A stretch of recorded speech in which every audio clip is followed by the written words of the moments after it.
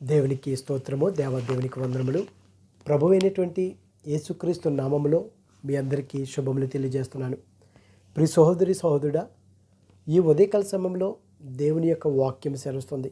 మనందరము కూడానంట దేవుని యొక్క మాటలు విని వాటిని అనుసరించి ప్రవర్తించేవారిగా ఉండాలని దేవుని యొక్క వాక్యం సెలవుస్తుంది. ఒకవేళ నువ్వు దేవుని యొక్క మాటలు విని నువ్వు అనుసరించి నడుచుకోకపోతే, అందుకే కదా సామెతలు గ్రంథంలో జ్ఞాని అయినటువంటి సొలొమోను గారు అంటున్నారు, నా కుమారుడా, నా మాటలను నీ హృదయం అనే పలక మీద రాసుకోమని దేవుని యొక్క వాక్యం సెలవుస్తుంది.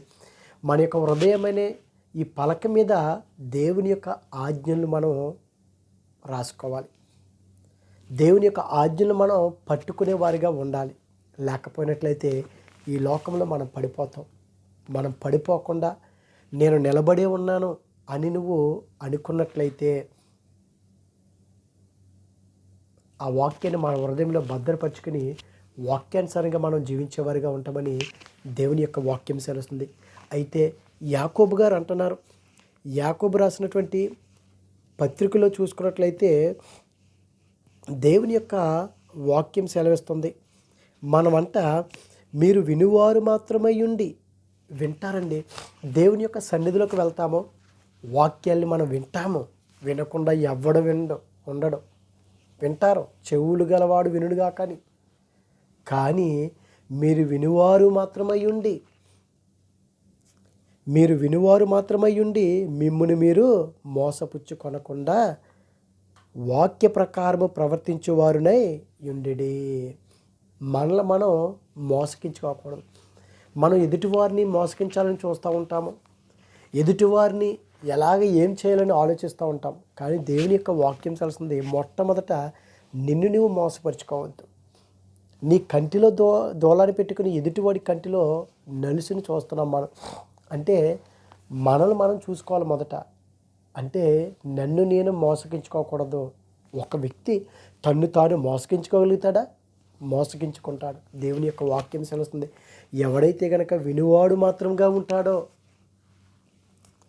మీరు వినువారు మాత్రమై ఉండి వాక్య ప్రకారంగా మీరు ప్రవర్తించకపోయినట్లయితే మిమ్మల్ని మీరు మోసగించుకుంటారు.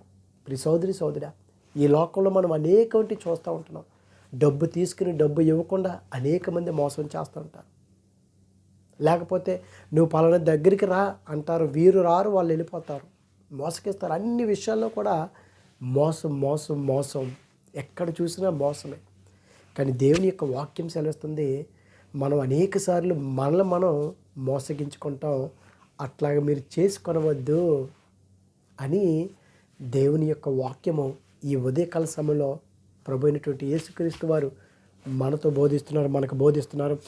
గలతీలకు రాసినటువంటి పత్రికలో చూస్తే 6వ అధ్యాయము 3వ వచనంలో చూస్తే, ఎవడైనను వట్టివాడయుండి, అంటే ఎవడైనా సరే ఏమీ లేకుండా తాను ఎన్నికైన వాడినని ఎంచుకొని ఎడలా. చూసారా, మనలో అనేక మంది వట్టివారుగా ఉంటారు. అంటే ఏమీ లేకుండా ఉంటారు, కానీ వారిని మాత్రం వారు ఎంచేసుకుంటారు. వాడి దగ్గర ఏమీ ఉండదు, పాపం ఆర్థికంగా కానీ ఏది ఉండదు. కానీ మాకు చాలా ధనం ఉంది, మాకు చాలా డబ్బు ఉంది, చాలా పొలాలు ఉన్నాయి అని అంటారు.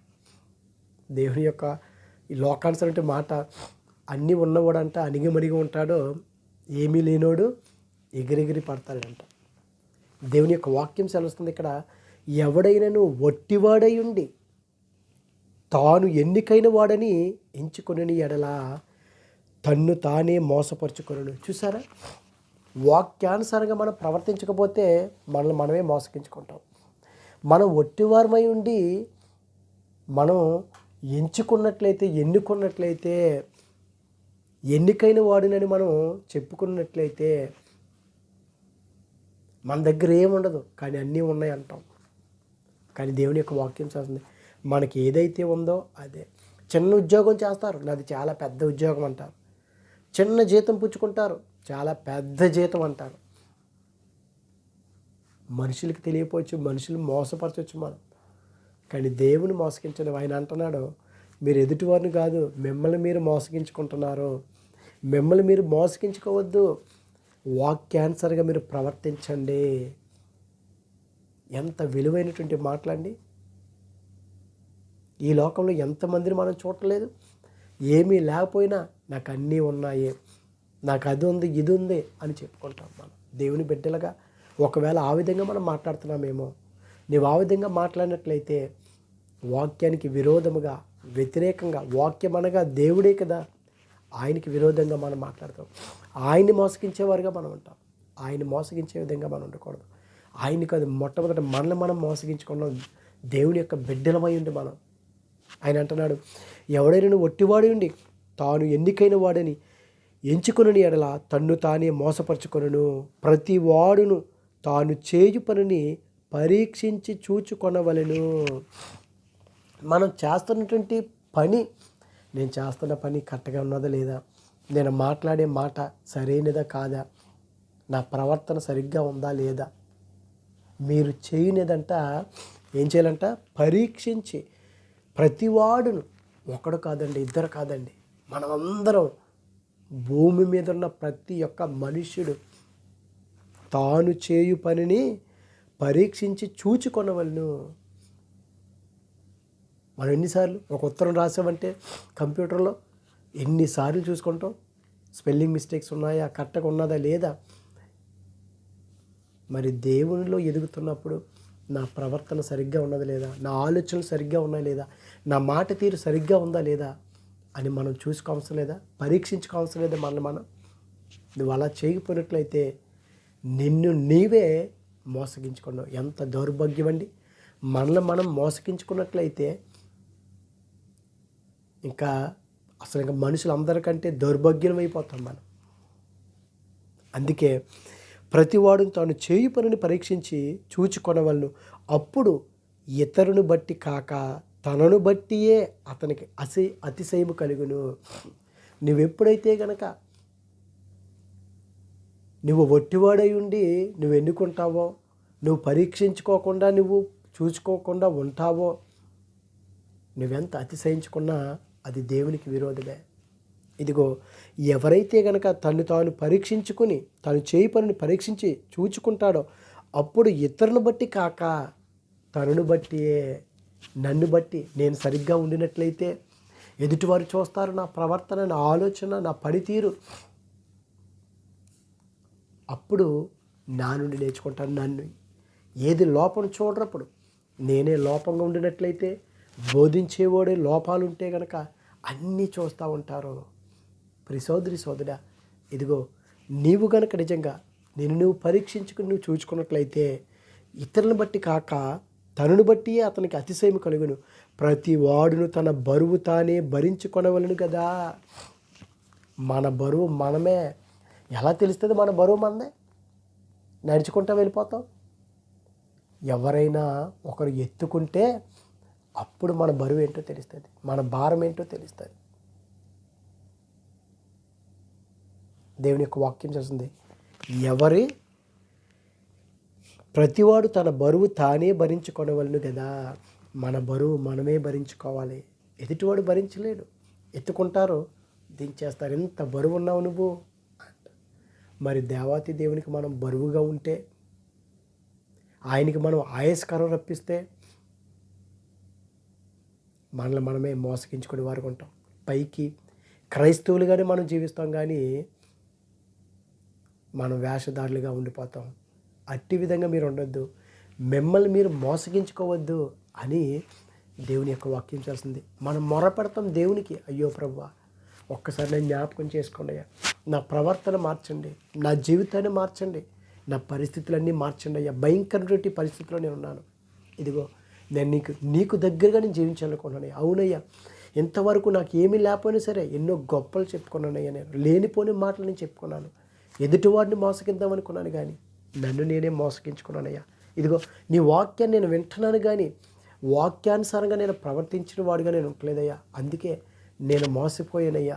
ఇదిగో ఇక్కడైనా సరే నేను మోసపోకుండా తెలివి కలిగి, జ్ఞానము కలిగి, ఇదిగో తండ్రి నీ శక్తిని నేను పొందుకొని ఆత్మానుసారంగా నన్ను నడిపించండి అయ్యా అని నిజంగా హృదయపూర్వకంగా కనుక నువ్వు దేవుని అడిగినట్లయితే ఆయన సిద్ధంగా ఉన్నాడు. అందుకే 2 కొరింథీయులకు రాసినటువంటి పత్రికలో చూస్తే రెండో కొరింథీయులకు రాసినటువంటి 6వ అధ్యాయము 1వ వచనంలో చూస్తే అపోస్తలుడైన పౌలు గారు మాట్లాడుతున్నారండి.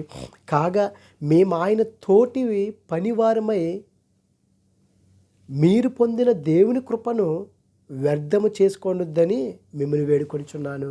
చూడండి, కాగా మేము ఆయన తోటి పనివారమై మీరు పొందిన దేవుని కృపను వ్యర్థము చేసుకోవద్దు. ఇంతవరకు దేవుడు మనకు అనుగ్రహించినటువంటి కృపను మనం వ్యర్థం చేసుకోకూడదు. ఎందులో లేనిది ఉన్నది, ఉన్నది లేనట్టుగా మనం చేయటం. నీకేమీ లేకపోయినా అన్నీ ఉన్నాయి. మనల్ని మనం పరీక్షించుకోము, ఎదుటివాడిని పరీక్షిస్తూ ఉంటాము. మనది మనం చూసుకోము, ఎదుటివాడిది చూస్తూ ఉంటాము. మనం వాక్యం వినము, ఎదుటివాడు వింటున్నాడా లేదని మనం చూస్తూ ఉంటాం. ఇదిగో దేవుని కృపను అనిగించినప్పుడు ఆ కృపను వ్యర్థం చేసుకోకుండా, అయ్యో ఎంతవరకు నన్ను భరించావు ప్రభా, నేనెంత నీకు భారమైపోయాను, నేను తేలికగా నేను బరువు లేననుకున్నాను, నా బరువును నా భారాన్ని నువ్వు మోస్తున్నావయ్యా, అయ్యో నేను మోసగించానయ్యా, నేను మోసపోయినయ్యా అని నువ్వు ఎప్పుడైతే గ్రహించుకుంటావో, దేవుణ్ణి అడుగుతావో, ఆయన ఇక్కడ చక్కటి మాట అంటున్నాడండి. 2వ వచనంలో 6వ అధ్యాయము 2 కొరింథీ 6:2 అనుకూల సమయమందు నీ మొర నాలకించి తిని. మనం దేవునికి ప్రార్థన చేస్తాం, నా జీవితాన్ని మార్చండి, నా పరిస్థితి మార్చండి, నా కుటుంబాన్ని మార్చండి, నా బిడ్డల జీవితాన్ని మార్చండి, నా భార్యను మార్చండి, నా భర్తను మార్చండి, నా స్నేహితులను మార్చండి, నా తోటి వారు అందరినీ మార్చండి అని మొర పెడతాం దేవునికి. మనం నిజంగా దేవునికి ఎప్పుడు మొర పెడితే అప్పుడు ఆన్సర్ ఇచ్చేస్తాడా? అందరికీ దేవుని యొక్క వాక్యం సెలవుస్తుందండి. అనుకూల సమయమందు మనం ఏమంటాం, ఇదిగో పలానా చోటకి రావాలి, పలానా తీసుకురావాలంటే ఆగు, నాకు టైం ఉన్నప్పుడు నేను తీసుకుని వస్తాను, నాకు టైం ఉన్నప్పుడు నేను పిలుస్తాను, నాకు టైం ఉన్నప్పుడు నీ పని చేస్తాను అని అంటూ ఉంటాం చాలామందితోటి.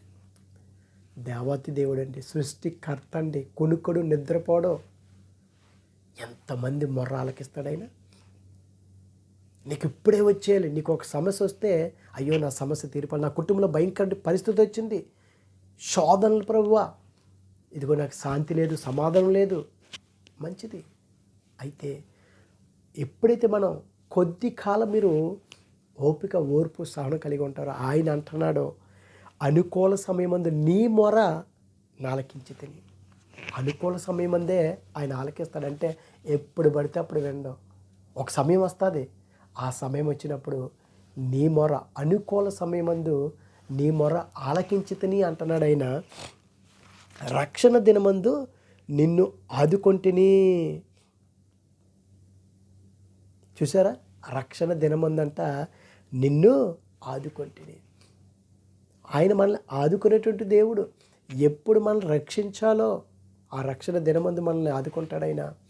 ఇదిగో అనుకూల సమయమందు